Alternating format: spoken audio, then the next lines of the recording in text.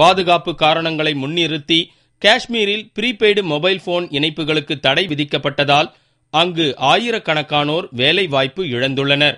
மத்திய உள்துறை அமைச்சகம் பிறப்பித்துள்ள தடை உத்தரவால் சில்லறை வியாபாரத்தில் ஈடுபட்டு வந்த 25,000 பேர் வரை வேலை இழந்துள்ளனர்.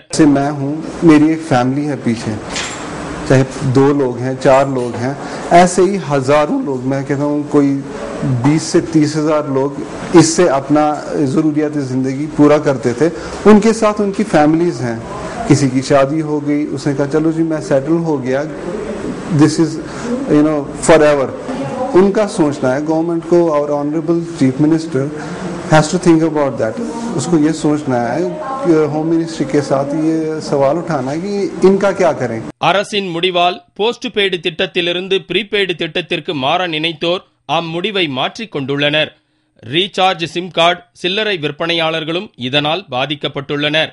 அதேபோல ப்ரீபெய்டு திட்டத்திற்கு மாற நினைத்தவர்களும் பாதிக்கப்பட்டுள்ளனர்.